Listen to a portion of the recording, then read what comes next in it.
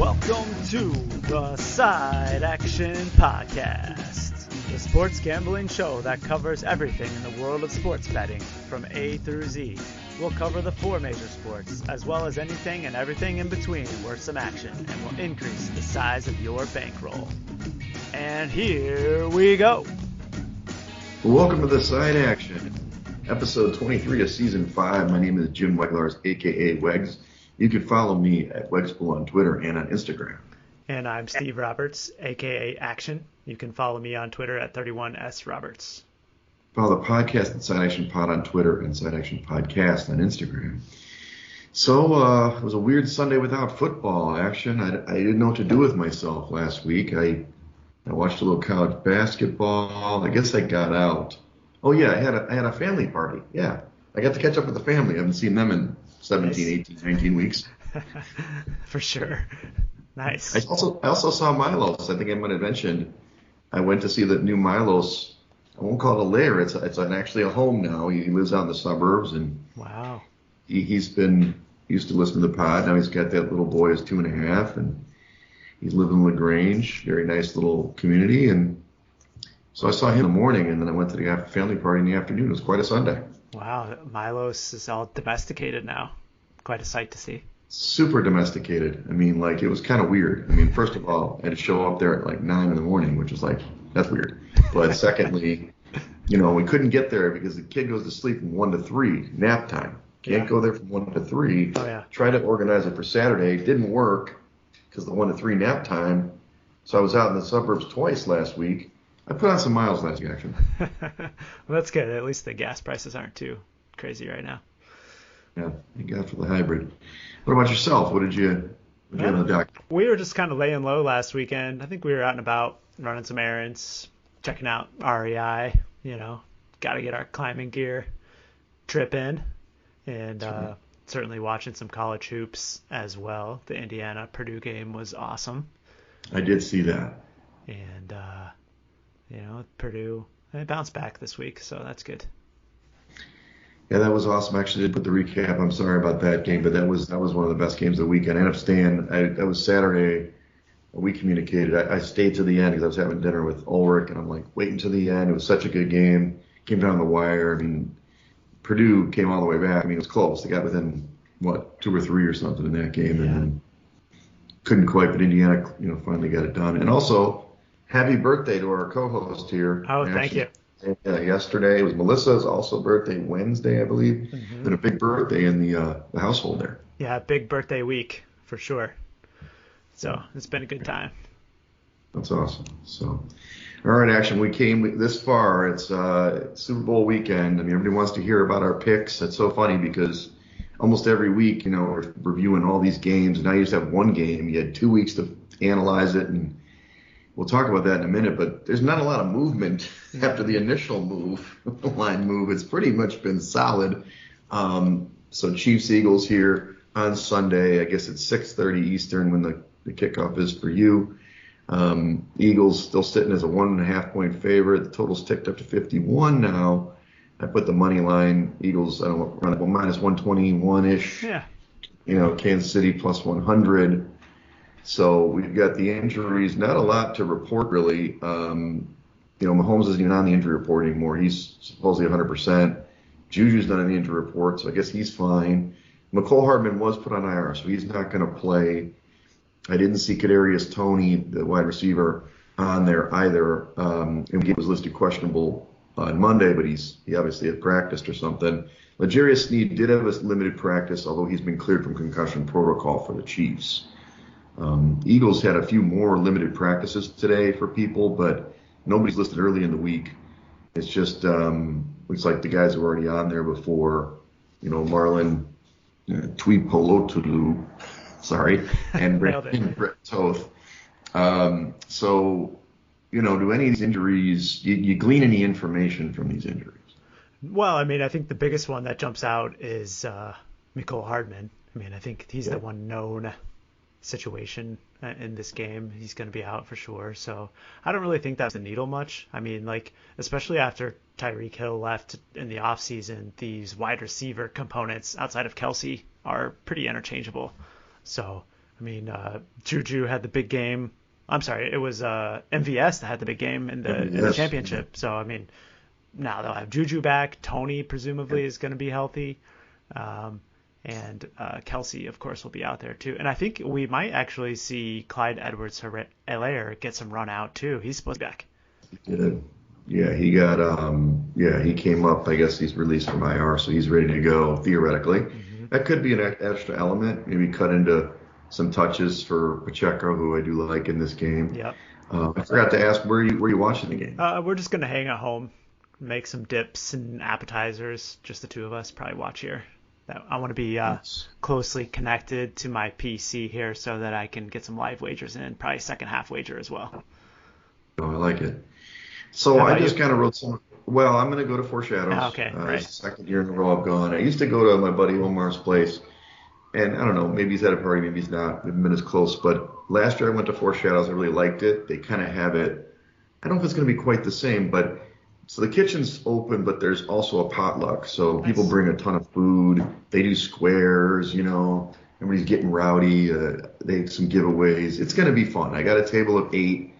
Shh, I have 10 already coming. I don't know. People are like, Lex, what are you doing? I'm like, well, I have a table. I already locked it in for 8, but come on by, Mm-hmm. I think Ulrich's going to come by and only stay the first half, so maybe I'll just have a little switch out. Nice.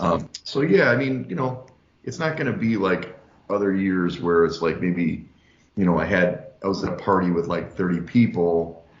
Now it's going to be a bar full of like 70. Yeah, I like it. That sounds awesome. Yeah, and I guess we'll go into the bets in a minute, but yeah, I mean, I'm excited about the game. It should be a good game. I hope it's a good game. I hope it's not like a one-sided affair. So we'll see. Could be. So I was writing here about the handicap, and it's kind of like, okay, you got strength on strength, right? Chiefs number 1 passing offense, Eagles number 1 passing defense, right? Yeah. And then the Eagles' strength, they're like 5th in rushing in the league, and then the Chiefs are really 8th against rushing in the league. So both teams, what they like to do, are going to face a tough opponent. Yeah, definitely. I mean, historically speaking, we've always looked at this Chiefs defense as kind of weak on that side of the ball, but this year, out of the last several, I think has been their best defensive team, buoyed by Chris Jones, the defensive tackle, having an elite season, and I think he's really the stout run stopper in there in the middle. Yeah, he is. He's a really good player. And they have, Willie Gay being back on. I mean, he got hurt last week or 2 weeks ago. Him playing his keys really fast, really can stop the run, and then obviously helps in the passing game. I just thought maybe if you look at the weaker end of the side, so like the KC's only, they're only 20th in rushing in terms of offense against the 17th rushing D for Philly, which we've kind of talked before. That's kind of their Achilles heel. That Philly's defense is really good. Defensive line's great, but they essentially play nickel all the time. So they dare you to run the football. And I mentioned that on our last week's podcast. Do you think that Andy Reid will actually do it? No. I mean, I think that he's probably going to scheme up some short passing attack, which is like effectively a stretched run game. Like you mentioned Pacheco at the top. I think he's probably in line for some receptions. And, of course, they always have Jerick McKinnon in there in known passing situations, so he could see him getting some catches out of the backfield as well. Yeah, for sure. And then the other side, Philly's pass offense is actually 9th. It's not bad against Kansas City's 18th ranked pass defense. This is, I think, where the rubber meets the road. Is Jalen Hurts actually healthy enough to throw the rock? Mm-hmm. I mean, he's got 2 great receivers. I mean, Smith is awesome. A.J. Brown, huge offseason acquisition, has paid dividends. And Goddard's not a bad guy. They've got the guys out of the backfield. I think that this is, if Hurts can throw a ball, that's why I really like Philly. If he can't, then I guess we're going to see, maybe Kansas City takes over. Yeah, I think to me that is the biggest question mark in this game. Really, what is the true health of Jalen Hurts with that shoulder injury? Because, I mean, you've seen a completely different attack since he's returned from that injury. They're not really throwing the ball like they were early on in the season. And I think if you took a snapshot of their last 4 games when Hurts returned, you would see that in the numbers. His passing yards are way down, and really their attempts are down as well. Yeah, and what I've heard anyway, and what the Niners did, or maybe they tried to do initially before it got out of hand, you take away the middle of the field from Hurts, right? They like the A.J. Brown crosser, the God crossers. Then you make him throw outside the numbers, especially with the hurt shoulder. If you can do it, great. If you can't, you're going to be in this game. So we'll see if that changes. One of the things that I've been listening to a lot of stuff this week. Had a little more time outside of work, I guess. But as much as we talk about Jalen Hurts as a running quarterback, he's a great running quarterback. He had 13 rushing touchdowns, which I wrote in my article was tied for second in the league with a couple other really good running backs.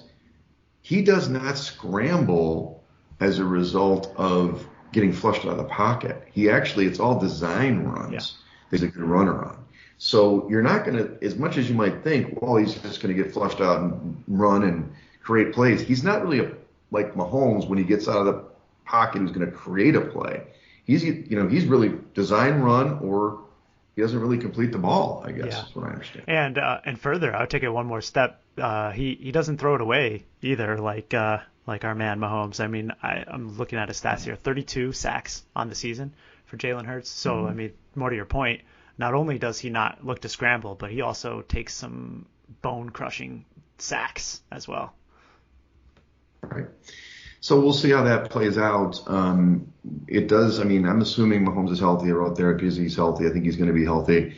The Philly offensive line has a couple of guys that are listed on the injury report or have been off and on for the last couple, last end of the season. I think everybody's going to be healthy. So, tell me what you're thinking. I mean, I think you're a Chiefs guy from what I understand. Yeah.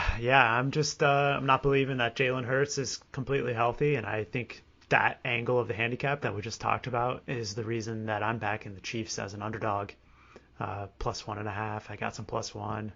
I've got a few money line tickets in my pocket from like mid-game against the Bengals. It was more of a hedge at the time, but feeling good about the position.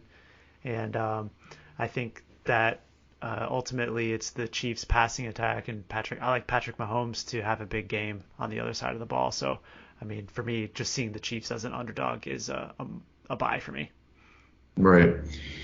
Here's what I'll say. I've written the article. I think Philly's going to win. It's game script dependent, very game script. I think if the Chiefs are able to put up points early on the Eagles' offense or defense and make the Eagles chase, they got a really good chance to win this game outright, right? What the Eagles have done is they get a lead and they just salt it away in the second half. Can they do that against the Chiefs? Probably not, but they tend to eat up the clock, right? Yeah. And they do it in the first half and in the second half. It's just they don't tend to score as much in the second half because they're less aggressive. So those first couple drives are really going to be key for Philly, to me, scoring. If they don't get points on the board in the first quarter or the beginning of the second quarter, they're probably in trouble. And that's where I'll look at the live betting situation. As I mentioned before, I got the +550 on the Eagles, so I did not really bet on them. I did do the Chiefs teaser, the one I highlighted here, +7.5. And then I went under the 57. I know a lot of people, it looks like everybody's pounding the over here, even up to 51. It could be higher.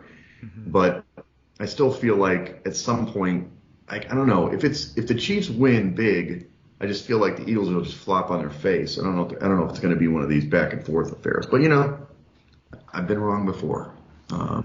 Yeah, I mean, it certainly stands to reason that if the Chiefs take a lead early in this game, I think the Eagles are going to have a really hard time getting back into it because they're not situated to just drop back and pass it. We touched on the Hurts sacks that he takes, and the Kansas City defensive line gets after the quarterback in their own right, even though, I mean, they're, of course, not the Eagles in terms of sack numbers this season. But I have a feeling you're right on that. If the Chiefs get out to a big lead, then I think that total's in trouble. Yeah. So, but either way, I still like under 51. It's interesting. I was looking at the betting splits, and this may only be, I went to Circus site. It may not be global, but what's interesting about this game, and I wrote about it in the article, I'm a little bit nervous about the Eagles because it's like 72% of the money, or 72% of the bets, and like 67% of the money is on the Eagles, which I like to be on the side of the books, to be honest with you, actually. And with the total, it's a little bit closer, but it's more like 55% on the over, 45%. So I definitely like to be on the side of the books. That's why I'm definitely hedging my position, and we'll do so in game. But it's a little bit surprising. I do think the line, it's obviously open for the Chiefs as the favorite and rolled really quick to the Eagles. I'm wondering if the Chiefs the Eagles will get bet up a little bit and maybe some buyback on the Chiefs later, because it just seems like the money should get split out. These teams are, as much as I think the Eagles are better up front on both sides of the ball, it's Mahomes, right? So there's got to be some Mahomes love out there. Plus, he won the MVP last night. Oh, really? I missed that. Wow. Congratulations. Yeah, so they had the NFL honors on Thursday instead of Saturday. I'm not sure why they switched it. Huh. This was another angle I just wanted to talk about. I didn't put on the outline. Sorry, action. But Mahomes, the last time an MVP has won the MVP for the season and the Super Bowl was, wait for it, Kurt Warner. 1999. It's been a long time. The other thing that happened was Jalen Hurts, who was up for Offensive Player of the Year and was up for the MVP, did not win either. Jefferson won the Offensive MVP, which I thought he had a great year, but I think Hurts kind of got screwed, maybe because he got hurt for 2 games. Yeah. Is there any extra motivation? You think because there's a lot of people, I don't know if you've also seen the tweets, everybody in San Francisco is like, oh, I would bet all my money on the Chiefs and the Jalen Hurts, if you make him be a quarterback, that they're going to win easily. Yeah. There's been a lot of bulletin board material for Jalen Hurts in this game. Yeah, I mean, it's true, but it is the Super Bowl. I mean, it's hard. How much higher could you get? It's the biggest game of his career to date. Playing in the Super Bowl, I don't know that he's going to get any sort of added motivation from being snubbed on the season awards, to be honest. Yeah, just since you missed it, FYI, Nick Bosa won the Defensive Player of the Year. Okay. And then the Rookie of the Year was offensive rookie was Garrett Wilson. Okay. And then defensive was the Sauce Gardner. So the Jets. Wow, awesome. Sweep. Rookie sweep. Coach of the Year was Daboll. Coach of the Year was Daboll. So, anyway, Walter Payton Man of the Year was Dak Prescott. I know you bet on that one. So, okay, so let's go over how we talked a little bit about it looks like you're more of an in-game guy for the Super Bowl versus you got some tickets, obviously pre-flop with KC, but you're definitely going to bet in-game. Yeah, I mean, there's a couple of in-game angles that I've lined up already. I like the Chiefs in the second half. I think regardless of script, whether they're leading at halftime or losing, I'm likely going to be betting the Chiefs in the second half. And the total for me is going to be a little bit more of a wait and see. If I feel like I've got an angle to pull the trigger on it, I will, but nothing's set up quite yet. Gotcha. Well, as we talked to other years in the podcast, the biggest thing that people like to bet on, because it's a casual bettor, it's not even the size, it's not the total, it's these props, right? There's like a zillion of them. I don't know what the record is. First of all, I don't know if you read my article, but there's supposedly going to be $16 billion bet on this game this year. Wow. The most in history. And I think a lot of it could be this kind of stuff too, where you've got these random props. So there's different types of props we'll go through. There's game props, there's player props, there's, obviously rushing, touchdown props. Then there's the random props we'll go over at the end. But how do you usually approach props? Well, I mean, I know we've talked about it year over year, but I think a lot of casual bettors like to bet on overs and the yes props for, bet a little bit of money to win a lot. Like they're typically going to be shopping for like 8-1, 10-1, 20-1 props. Maybe it'll go to overtime. Maybe there'll be a safety and overtime. But traditionally, those types of bets are they look fancy on paper, but it's not the way that you win money betting on props in the Super Bowl. You traditionally should be looking for the nose and the laying the big price to win a little, because those are the better value bet in the end. Right, the unders. Yeah, exactly. Of course, I've violated all those principles for my bets, which we'll go over in a minute. Some of the ones that are silly that I've heard is obviously you can bet on that. We'll talk about the coin flip later. But the opening kickoff, touchback, yes is minus 159. That would be the opposite we're talking about. So no, it's the yes because it happens a lot. Yeah. And the MVP props. I mean, Mahomes is the favorite at plus 130 basically. And that was one of the things I was thinking about hedging. I didn't end up betting it. I'll tell you about that in a minute. And then there's some other silly game props that I pulled, like and I actually bet on this one. Total players to complete a pass over 2.5. So I like it. The idea is they're going to run an end around and throw a ball and something. They got to complete the pass though. Mm-hmm. So plus two. I think I'm getting like plus 215 on that one. I mean, you have two coaches who have shown a propensity to run the gimmick plays, but on top of that, this year we have two quarterbacks that are not 100%. So That's right. any one hit could knock out Mahomes or Hurts for a play, and we could see a backup quarterback in there. So I like that bet a lot. So I'm banking on first team to score, just generally. So Philly's the favorite there, minus 113 versus Kansas City, minus 110. The last team to score, it's the opposite. Kansas City, as you mentioned, they're minus 108 to score the last team to score. Either team, I didn't bet this one, either team to miss an extra point. And I'm assuming this counts at the 2.2 is a yes, plus 308. That's a pretty good number. And then either team to successfully do a 2-pointer is plus 240, which I thought that was a pretty good prop because at some point, usually teams chase at some point to go for that. Yeah, I think I like that bet this year too. Another one that I've heard, and I'm not sure if you have it further down, but over 1.5 fourth down conversions is another one that I've heard a lot about this week. Again, Yes. Two coaches that have shown a propensity to go for it in a lot of situations on fourth down. So it's kind of very similar to that 2-point conversion idea. And apparently, what I heard anyway is that Sirianni, the coach of the Eagles, he's aggressive on that first drive. He may do it in the first drive, so he might cash in early. Some of the player props, the passing props, these may be a little stale action, so I pulled them a few days ago. But in general, Hurts' number for passing yards is around 240.5. Actually, there's a little more juice to the over on that number, so maybe that number's gone up a little bit. And his passing TD prop is 1.5, under being the favorite there, minus 115. And then I noted the passing and rushing yards is 293.5, and that's split action minus 112. You like any of those? Looks like you do. I do, yeah. I bet Hurts under passing yards, 238.5, I believe was the going rate today or yesterday whenever I put that in. I mean, we touched on it on the top. If you look at his last 3 games post-injury, he has gone under this number by quite a bit in the last 3 games. And I expect it's going to happen again this weekend. I think he's only got maybe 265 yards in 2 games the last 2 games. He hasn't had That's right. But Nailed it. Mahomes' numbers, it's 290.5 is the number I saw. Obviously he's facing the number 1 defense, but obviously it looks like Action likes the over in this one.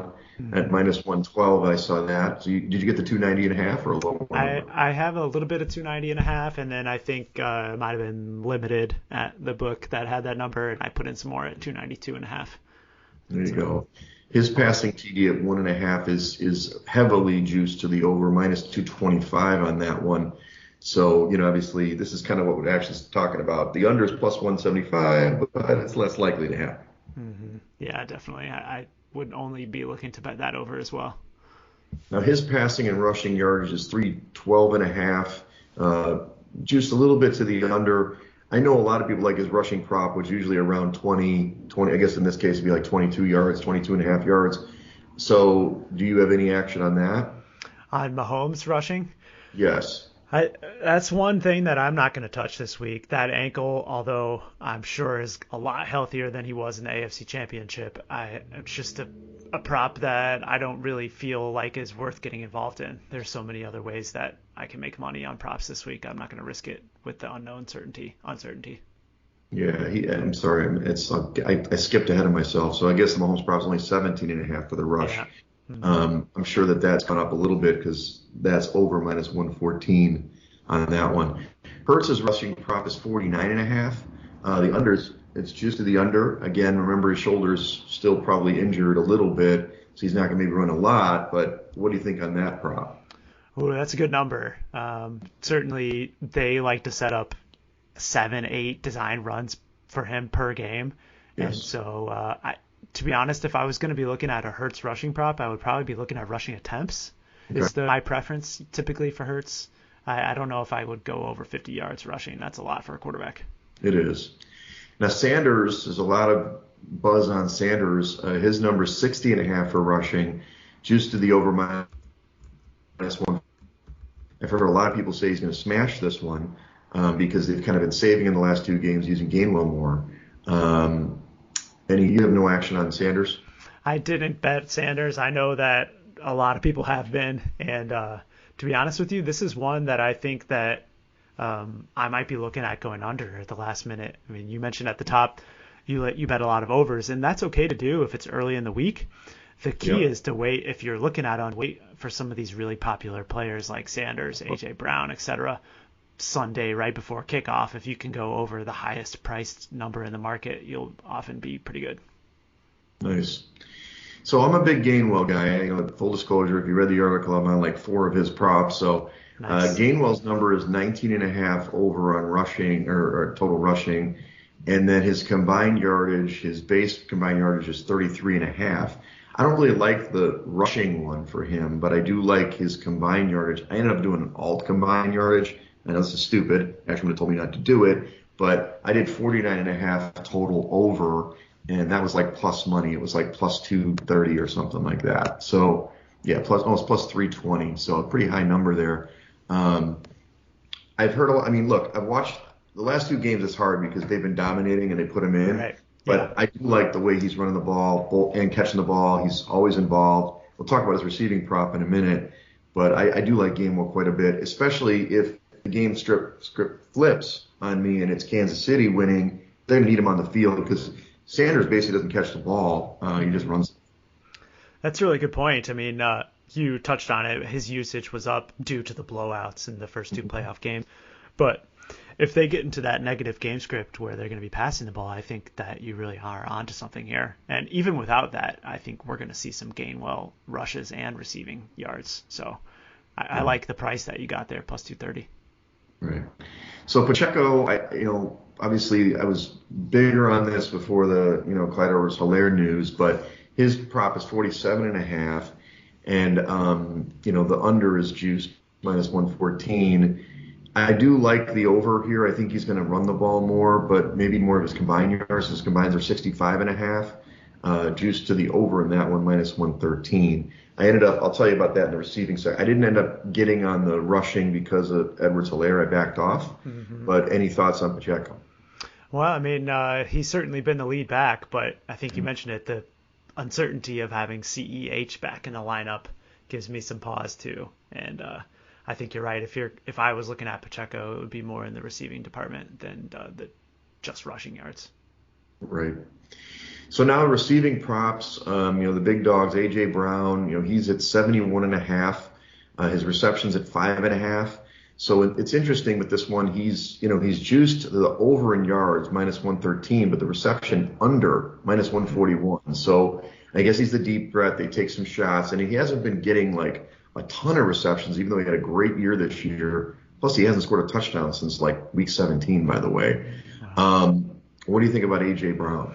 I think that the Chiefs are going to focus on him, like rightly so. And this is one player that I've targeted to look at going under right before kickoff because I think that his number, along with Miles Sanders, is going to be artificially inflated by the public. Yeah, agreed. So here's my guy Gainwell again. I skipped Goddard. We'll get to him in a minute. Gainwell, his receiving total is only 11.5. I don't know what the deal is. Wow. And it's juiced heavily to the under. I ended up taking an alt on this one too and do 19.5 at plus 235. His receptions are at 1.5, and I've heard a lot of people, including the great Paul Charchian, who's like a Hall of Fame fantasy guy, they've had this at 1.5 for the last 3 games, and he's smashed it. So I took that. I actually did an alt on him at 2.5, so that means I need 3 receptions to do, and that's plus 215 for that. So like I said, I'm all over Gainwell this week. I like it. And, I mean, you mentioned it, too. Miles Sanders just doesn't catch passes. So if any of these backs are going to get him, it will be Gainwell. Right. Now, Goddard's numbers, I guess I should have done Smith first, but Smith's numbers were 60.5, totaling, his juice to the over action on that one, just like A.J. Brown. His receptions at 1.5 also heavily juiced to the under. So it seems like what the books are thinking is that they're going to force the ball to the tight ends and the running backs, right? Yeah, on both sides of both teams for sure. Yeah, and Goddard's is 49.5, and he's minus 112 both ways on that one. 4.5 receptions. His is is marked to the over minus 141. So it looks like you like that, and I know a lot of people are on that prop. Yeah, I'm just following the masses there. Goddard over 4.5 seems like a very popular pick, and it's one that I bet as well. But you stayed away from the yardage, just the receptions. Yep, just bet the receptions. I don't remember the juice I got on that one. I thought it was better than 141, though, to be honest. I think it was like in the 120s range. Might have got it early in the week before everybody was talking about it. Yeah, 129. I got 4.5. Goddard over. It's good. All right, so now on the other side of the ball, we know Kelsey's the guy. His yardage is 80.5. Receptions are 7.5. It's still juiced to the under on the 80.5, thinking that they'll try to take him away. But it's also juiced the under at 7.5. But it's like one of these things where they were saying this week, Jacksonville said they were going to stop Kelsey, and he had 14 receptions for 120 yards. So, I mean, I don't know. When I look at the defense, the Eagles' defense, it's really set up for outside receivers or deep receivers, not necessarily the middle of the field. Yeah, I agree. I think that Kelsey is in for another huge game. I bet this receptions prop over as well with some nice plus money, and not quite plus 110, but I do have over 7.5, 108, I think, at FanDuel. And I've actually seen some 6.5s that are still in the market too with heavy juice. I mean, you have to pay like 170, 180 to go over 6.5. Interesting. Now with Juju back, his yardage is down 38.5, minus 112 both ways. Receptions just 3.5. Juice to the over, and then MVS is 36.5. Juice to the under, and then receptions 2.5. Juice to the over. So it's kind of interesting. Like to me, when I look at those receivers, I know that MVS actually going into the year, I didn't think he was that great. I think he's had a really good year with Mahomes. He obviously played very well last week. I would think that he'd continue that trajectory, and Juju, more possession guy. But so, I mean, who's Bradbury going to guard? That's my question. Bradbury's a great corner, Slay's on the outside. So I don't know. Like MVS is more of a threat than Juju to me. Yeah, I mean, I think for me, I just don't really know how to separate any of these Chiefs wide receivers. So I haven't really touched any of these props, but I think you're right. It's just, I mean, Mahomes traditionally is going to go to the open wide receiver. And so if Bradbury or Slay is locking down their guy, then he's just going to find the person who's open. And that could be any number of these receivers. Right. Now, the AFC Championship game, everybody was talking to McKinnon. 20.5 over on the yards and 2.5 over on the receptions. And he didn't do jack. Yeah, right. So, and I didn't get on that, thankfully. Pacheco's at 14.5, juice to the over minus 117, and 1.5 receptions, juice to the over minus 180. So my bet here is I went to an all total again, 19.5 over plus 138 for Pacheco. I think he's going to get the ball more. I like it. And that's strictly receiving yards? Receiving yards only, yeah. Okay.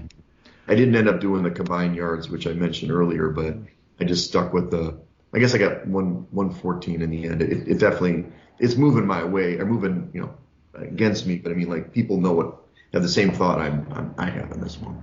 Yeah. I have an interesting Pacheco prop that I'm on. It was Sean Corner, I think, Action Network, has Pacheco to catch a pass before Miles Sanders, minus 130. So it's just a timing thing in the game. And I mean, you mentioned earlier, I think Sanders' projection for catches is like 0.7, less than 1. And Pacheco is almost near the 2 range. So like the odds there, minus 130. The ball. I mean, Sanders barely catches the ball, so it makes sense. Yeah. Nice work.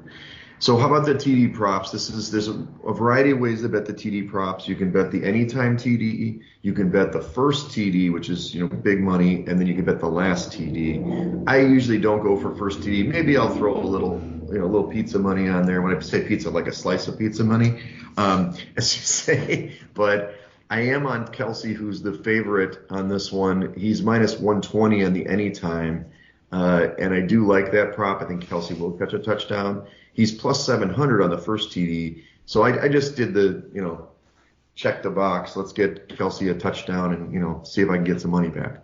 I like it. Yeah, I haven't bet any of these TD props, but I'm surely going to be putting in 1 or 2 before game time just for fun. Yeah, Pacheco is plus 148 anytime, plus 950 for the first one. MVS. Mahomes, which means he's got to run it in, is plus 425 on the anytime, plus 2,200 on the first TD. Our guy, did I put Hurts? Yeah, Hurts is minus one. I guess he's a little bit better than Kelsey. He is minus 118 for the anytime, and then plus 600 for the first. I like Gainwell in this one for the anytime plus 310. Nice. He's first plus 11700. So I'm not going on the first one. That could be anything. That could be a fumble or something like that. So I stayed away from that, but I did get in on the Gainwell anytime. Yeah, all in on Gainwell this week. I am, dude. I'm all in. All in. How about this one? I've heard this talked about a lot. It's the jersey number of the TD score over or under 11.5, the number of the score. And then it's minus 112 each way. This is interesting because they split the baby, because I think, what's his name? Isn't A.J. Brown's 11, I think? Yeah. He's number 11. So he's kind of the last number and then everybody else. I know you haven't thought about this, but it's just an interesting prop. Yeah, I would have to put some serious work into all of the players and their numbers, and you could try to crunch their anytime touchdown odds. Oh, this is the first TD scorer though, right? Yeah, it's the first. My bad. Yeah. First TD scorer, yes. Yeah. So I think Kelsey probably has got to give you a tick mark on the high side, and then I think Hurts is even under 11.5 as well, right? Yeah, he is. Yeah, so there's some interesting. Mahomes is plus, but he's 15. So, it's interesting how to look at that. And then I also look at the sack numbers. So this is something that's interesting in these Super Bowls. It depends on how they call it. Are they going to let the guys play and never call holding, right? then there's a clean pocket. The total sacks for both teams 5.5 in the game, and it's juiced heavily to the under minus 137 versus plus 110 for the over. And we've seen this in some of these Super Bowls where it's there's barely any sack because they're just letting it go. Yeah, I could see that. There's something to that heavy juice to under 5.5, I would bet. Yeah, now KC's 2.5 for the sacks is under minus 130. Philly is over minus 125 at the 2.5. So, there's some definite things there. The individual guys, Clark and Jones for KC, they're half a sack basically. If they get a sack, it pays out.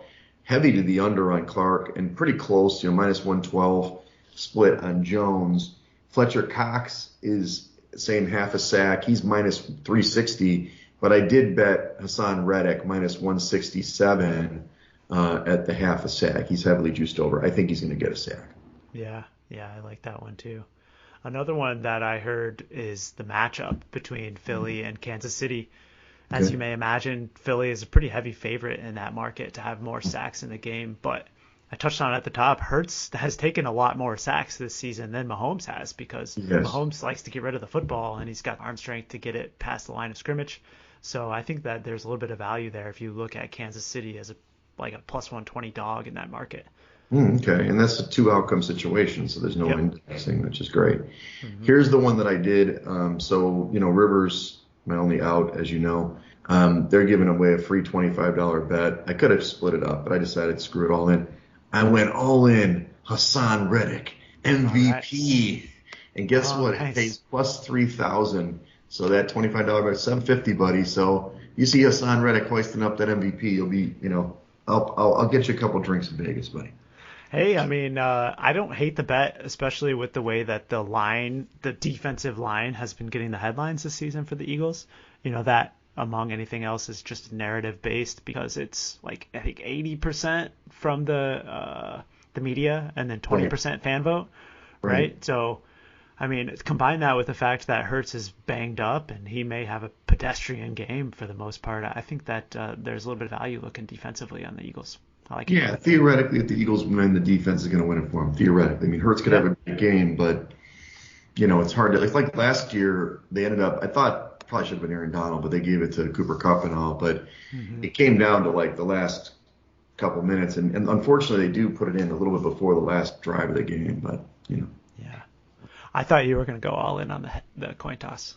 Oh, 25 big ones. Yeah. Exactly. So let's go. So these specialty props. Now, granted, some of these are not available at your regular books. You have to go offshore for these things. The coin toss, I believe, is, well, I don't think it's actually at Rivers, to be honest with you. It's all game related. But so right now you've got the coin toss, meaning heads or tails is -103 each side. We've talked about this many times. And then who wins the coin toss? -106 either side. Interesting. Yeah, interesting that it's different odds. What do you think about that? Well, public service announcement, for the first time ever that I can remember, DraftKings is offering the coin toss at +100 on each side. So What? if you wish to bet the coin toss, do not bet it anywhere else besides DraftKings, because that is actually true odds in this market. There's I've also got to be a heard limit on that, right? So 50 bucks good or point. something. I'm not sure. That's a good point, because I mean, if you're looking to clear some points so you can get some sort of kickback, or I don't even know what sort of rewards program they have, but I mean, you could presumably bet as much as you want on both sides and come out even and just garner a ton of points. So Yeah, what the hell? Okay. But there are, I didn't put this on there, there's a lot of, I do believe, maybe Rivers does have the coin toss, because there's specialties where it's like win the coin toss and win the game, yeah. right?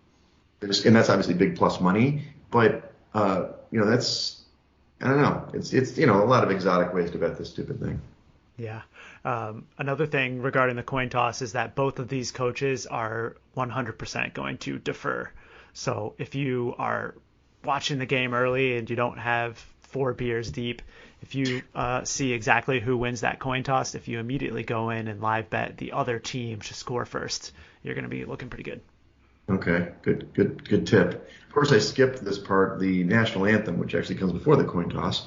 I've got it, so it's 119 and a half seconds. I think it might be a little more than that.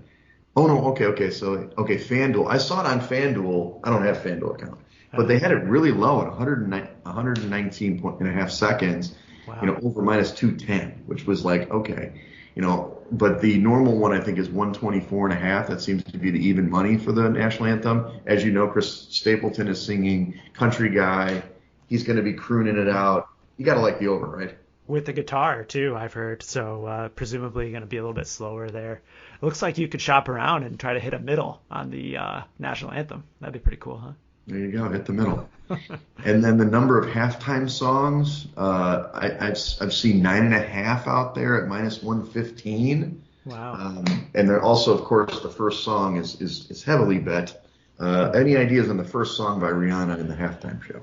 I heard on a podcast yesterday, the Dream Preview, that there's some news out there that the first song is actually going to be a tape recording of Rihanna. I don't remember the song, but it's going to be like 10 or 15 seconds of a tape recorded, and then they're going to cut that off and she's actually going to go into the live song. So how the books are going to grade that when it actually plays out that way is going to be a difficult question to answer. And for that reason, I would probably stay away from betting this altogether. But I don't remember the name of either song, to be honest. Gotcha. Before I get to the Gatorade dump, there's all these commercial props, as you know. Doritos is the heavy favorite for the first brand to be shown, by the way. But there's a lot of ones that you can do 2 different brands against each other, which is before the other one, from what I can see. And then I know this what's that? Commercial matchups. Yeah, I like it. And then this is one of your favorites. I don't know if you're doing it. Is cross sport props. You've got. I heard one today that this was right up your alley. Action. It was number of field goals made versus number of goals in a given game in like the Premier League or something. And the guy really liked the Premier League side. Oh, interesting. Was that Charchian? Or it wasn't Charchian. It was another guy. I can't remember, dude. I listened to a lot of people today. But I will tell you that apparently the Eagles just don't kick a lot of field goals. Yes. And Butker's, he hasn't been great this year. So definitely under the field goal total this year. But, I mean, these cross-sport props, it could be, points. And, I mean, you've done these before, right? Yeah, definitely. I'll admit I haven't dove into the cross-sport props yet, but it's certainly on my agenda between now and Sunday. Maybe need to listen to some of the VSiN shows and pick some up. But you mentioned the kicker. I do have a prop on Jake Elliott to go under 7.5 kicking points at -120. So Philadelphia not planning, or at least the market's telling us that they're not going to be kicking a lot of field goals. They're likely to go for it in most cases. So bet him under. That's right. Go for it. Just you kick the regular extra point, and that's a lot of touchdowns to do that. Mm-hmm. And then the last one is the Gatorade color. I know you're big on this. Now these numbers differ vastly. I've seen them in different places, so I'm quoting wherever I pulled all this stuff. The orange was the favorite, but everybody's saying the yellow-green. I mean, so orange is plus 350, but the yellow-green plus 400. I heard that's the one. I saw blue at plus 400. I saw it somewhere else at plus 900. And then obviously red or pink, for the Chiefs, maybe, for the Chiefs plus 450, the color of their jersey, they're white. I don't know. What are you thinking on this one? I heard on a podcast, don't recall which, that the Gatorade folks have come out and said that it's completely random. They have an algorithm that randomizes the color of the Gatorade. So there's no correlation to the team, green, red, orange, whatever. But I also heard that in several of the last Super Bowls, there has been no Gatorade. And I think that just looking at the odds board here, 10-1 on no Gatorade would be my pick if I were forced to bet this. The Chiefs could win, and Andy Reid could have a platter of cheeseburgers, for all I know. So, but just to clarify, so that means there's no Gatorade dump, or you mean that there's nothing, versus if they dump water, it would be clear. That's on the word. Versus no dump at all. It's like confetti or something. Yeah. I think you probably have to read your book's description of how they're going to grade this, but I would think it would be no dump, period. Yeah. I gotcha. I should have done this. Yeah, I should have cleared this with. I don't want to do it though. It'd be too many people at the bar. But I've done this before at Super Bowl parties where you kind of have like a prop board against. You have just two people against each other, nice. And it's like whatever. And then you handle the money and sell it out, and you get people going. But I could have done that for this on its own. It'd be great. Okay, so you're watching at home. You're making dips. I'm sure you're gonna make a nice pork shoulder or something. You're a very good cook. Ooh, I like that. You're going to be chilling. You're early on the Chiefs, but you're going to go in game. You've got some props going. What's your biggest excitement in this game coming in for this game? What do you want to see? Wow, that's a really loaded question. I think the gameplay itself. I mean, I'm not disinterested, but not very interested in the commercials anymore. Yeah. So I'm really interested to see how the two quarterbacks play, whether Mahomes looks 100% healthy and how Jalen Hurts looks as well. So I'm super pumped. I think this is going to be a pretty high-scoring game, evidenced by my overbet.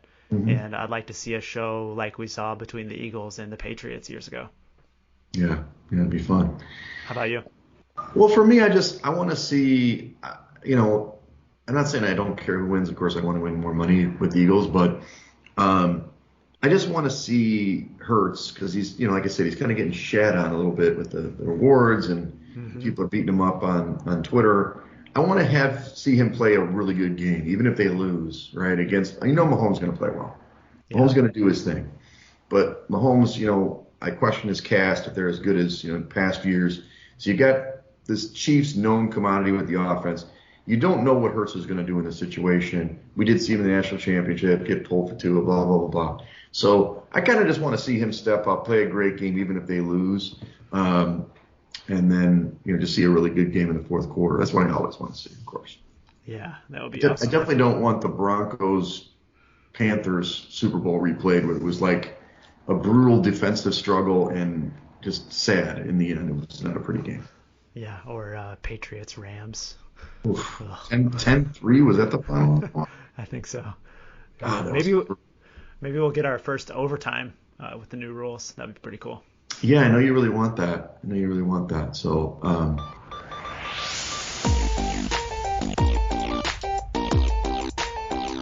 let's go on to college basketball shortly here. We didn't really grade our picks from last week, which was a mistake. My bad. Action. I wasn't at my game, but I will next week.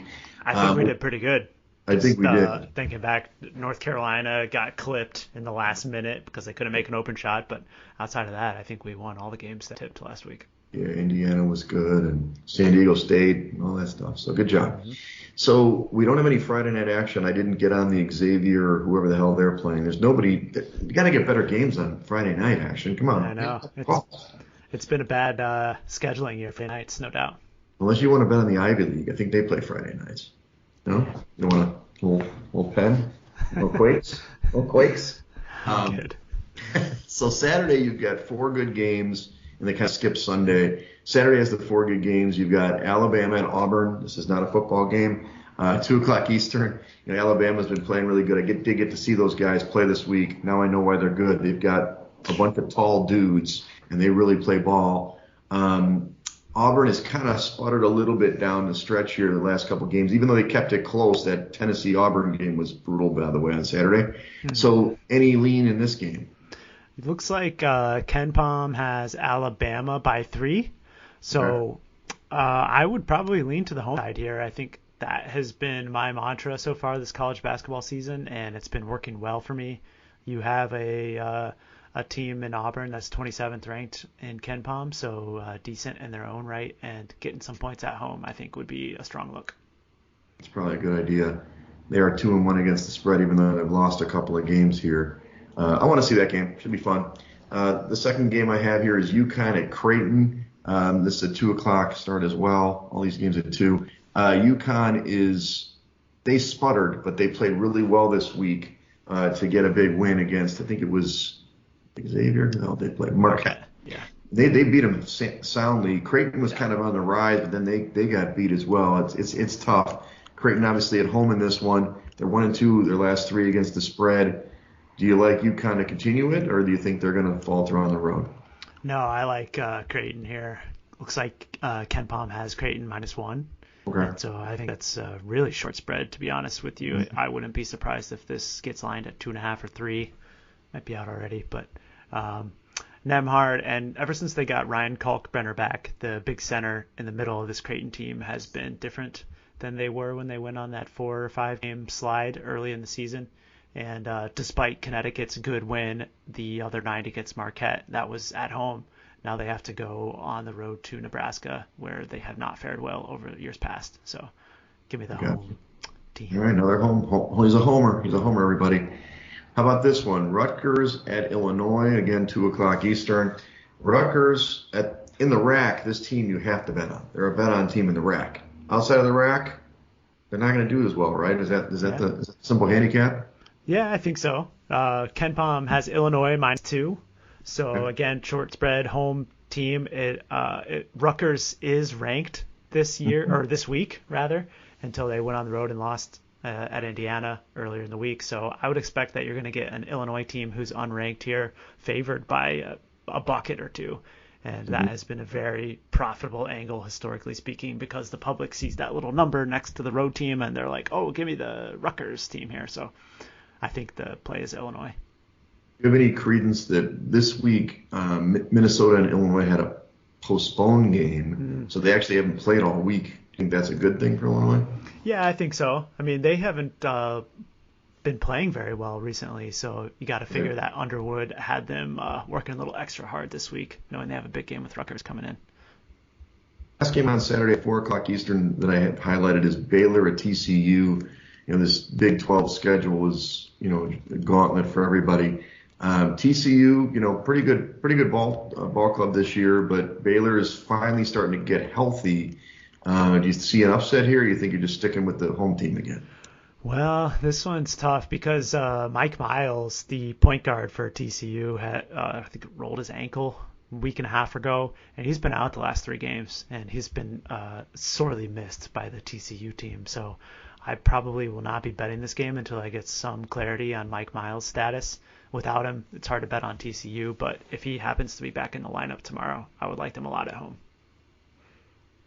Yeah, it looks like it's interesting. So at least like Baylor pushed against Oklahoma this week, but I think they're getting better. They've got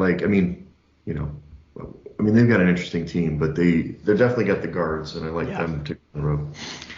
Okay, so the only other game I highlighted was another Big East one, was Creighton at Providence. I'm not sure. I was grasping at straws here. This is on Tuesday at 7 o'clock Eastern. Creighton going on the road this time against Providence. Providence has traditionally been pretty good. They're not as good as they've been in years past, but they're rising up in Ken Pom. Any thoughts on Providence? I mean, they've been good again this season. Remember last year they had that surprise team who just seemingly won like every close game that they played in. but Yes. they're doing it again this year, backing it up. And Ken Palm has Providence -1 in this game. Again, it's a theme here today, but I would definitely look at the home side here. This guy's Johnny Home Team over here. Okay, great. Well, that wraps up college basketball. Next week it'll be pretty much all college basketball after the Super Bowl recap, and then we'll mix in some other stuff. You did want to mix in a little, Waste Management Open in Phoenix. What a time to be in Phoenix, right? What a time to be alive. Yeah, I mean, I got it on here at the TV in my office, and it looks beautiful in Scottsdale today. Wish I was there. Oh, yeah. But it's obviously started yesterday now, recording here on Friday, so some of these odds are no longer available. But John Rahm was the shortest odds on the board. A stacked field this week, I should add, because this year the PGA decided that they were going to elevate 15 or 20 additional events. And this particular tournament has a $20 million prize purse in total. And so, I think it's 25 out of the top 27 golfers in the world are all here this week. So it kind of has a major feel. And John Rahm was tied for first here going into the mid-second round. And I would expect that he's going to continue to play well, as he is a Arizona State grad playing at his nearly home course. Yeah, and you've been to this. We were talking about it before the pod in 2017, we think, and people are just pounding beers, getting hammered. It's a rowdy crowd. The golfers get fired up. It's not like the Quiet Masters or some other U.S. Open. People are going crazy on this one. Yeah, definitely a far different environment than most golf tournaments. It's a good time, and I would love to get back there someday and sit in the stadium seating at the 16th hole. Yeah, someday we'll be wealthy enough to go to both events. There you go. We'll go to Western, either Waste Management Open, and we'll go to the Super Bowl in the same weekend, and we'll be ballers. So exciting stuff. Well, action, it's only I guess I should have counted this before I said this. It's only 5 weeks, I think. 5 weeks from now, we will be in lovely Las Vegas, and it looks like one of my buddies might also be there now. Nice. As well. So we've got our group of 4. Maybe we'll meet up with some other people, check out those opening games, March Madness. We're there the 15th in the evening. We're leaving Saturday night. Others are staying through Monday. Check out the first and second rounds of the NCAA tournament. I haven't, I've just started watching college basketball. It's going to be wide open. It's going to be a bloodbath in those first couple rounds. Mm-hmm. Yeah, it could be underdog's better delight going into that first round of the tournament.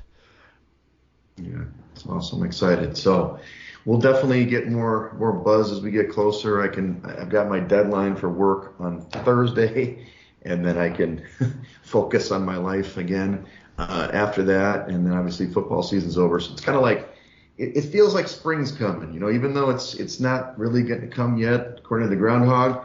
You got a little sun outside. I mean, it feels like spring, and we've got the March trip. I'm getting pumped up, dude. Yeah, I haven't read the Farmer's Almanac, but my body tells me that spring is coming a little bit early this year. I think these warmer temps are going to stick around. I hope so. All right, Action. We'll enjoy the big game. Enjoy the Waste Management Open. We'll leave some money on that too, and we'll check in next week. Follow us at Side Action Pod on Twitter and Side Action Podcast on Instagram. Follow me at Wegspool on Twitter and on Instagram. And follow me on Twitter at 31sroberts. All right, enjoy the big game, everybody. That's a wrap for this episode of the Side Action Podcast. We appreciate all of your listens, and thank you for joining us. We'll see you all again next week on Thursday for some more hot picks and side action.